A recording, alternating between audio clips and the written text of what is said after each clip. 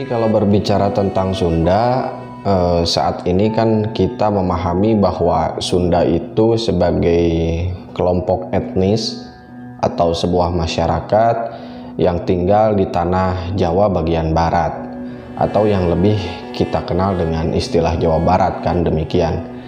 Tapi apakah benar Sunda itu yang dimaksudkan seperti tadi? Saya memiliki sebuah pengetahuan yang lain tentang Sunda sendiri. Jadi kalau kita mau nalungtik sejarah dan ada data-data sejarah yang mencatat dan memberikan pandangan lain kalau kita mau berbicara tentang Sunda. Di masa lalu itu kepulauan yang sebagian besar meliputi Asia Tenggara itu kan dulu namanya Nusantara. Nah, ini sebelum adanya zaman kejayaan Islam di Nusantara ini. Nah, itu di bagian Kalimantan, Sulawesi, Sumatera, dan Jawa itu namanya Sunda Besar. Nah, ada juga namanya Sunda Kecil. Sunda Kecil ini adalah wilayah-wilayah yang kecil-kecil di bagian timur seperti NTB, NTT, Bali, Lombok, dan lain-lain. Nah, dahulu kala Asia Tenggara ini sebagian wilayahnya dinamakan Sunda Besar dan Sunda Kecil. Jadi sebetulnya kalau dahulu Sunda itu tidak ditempatkan pada definisi orang-orang yang tinggal di Jawa Barat, tapi Sunda itu merupakan kepulauan yang sangat besar yang hampir meliputi daerah Asia Tenggara. Nah, Sunda ini juga, Sunda Besar khususnya, dulu itu daratan-daratan, dangkalan-dangkalan seperti Sumatera, Sulawesi, kemudian Jawa, Kalimantan itu dulu katanya masih bersatu. Jadi belum menjadi pulau-pulau yang terpisah. Namanya itu Sunda Besar.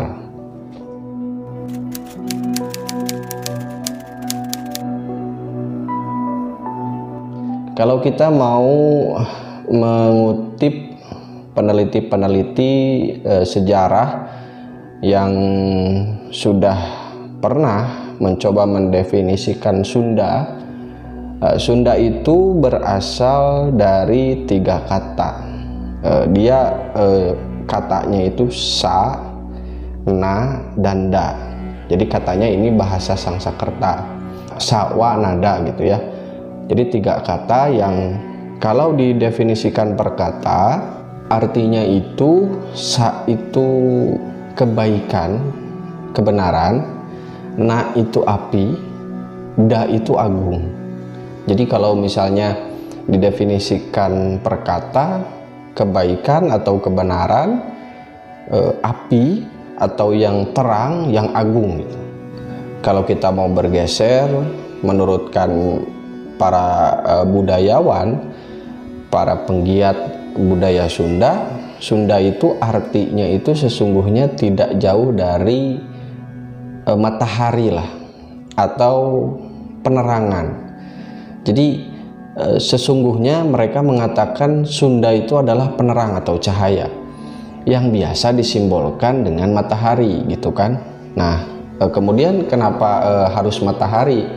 Ya mungkin karena matahari sebagai salah satu makhluk yang mewakili sifat penerang atau cahaya tadi. Ya, kendati pun demikian, itu hanya merupakan sebuah simbol saja bahwa Sunda itu adalah penerang atau cahaya tadi yang biasa disimbolkan dengan matahari. Juga bisa kalau misalnya ini hanya trigger saja, kalau misalnya ingin dikaji lebih mendalam, banyak juga yang mengatakan bahwa Sunda itu adalah ya tidak jauh maknanya dari matahari atau penerangan tadi.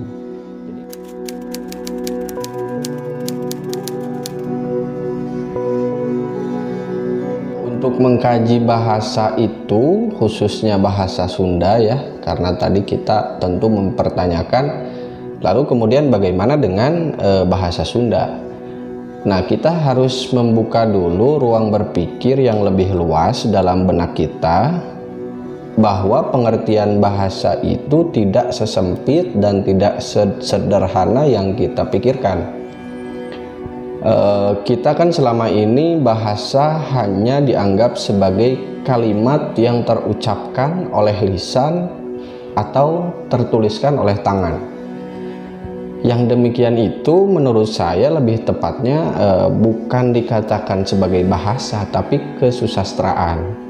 Sastra itu kan sastra lisan lan tulisan, bukan bahasa. Jadi kalau kita mau belajar berkata-kata, berkalimat, itu lebih tepatnya belajar sastra, kesusastraan, bukan bahasa. Lalu bahasa itu apa sih? Bahasa itu kan segala sesuatu yang berkaitan dengan cara ciri penyampaian pesan. Nah, cara ciri penyampaian pesan itu banyak modelnya, baik melalui bahasa, baik melalui bentuk-bentuk yang terukur atau tidak terukur, atau berupa gerak, bahasa tubuh, bahasa bunyi, bahasa warna, dan lainnya. Itu kan bahasa. Seperti lampu merah, kuning, hijau di lalu lintas, itu kan bahasa melalui warna. Jadi jika kita pahami demikian, bahasa itu adalah segala sesuatu untuk menyampaikan pesan. Sunda itu adalah penerang atau menerangi lah. Jadi bahasa Sunda itu adalah bahasa yang mencerahkan bagi siapapun kalau kita dikaitkan dari kedua definisi tadi.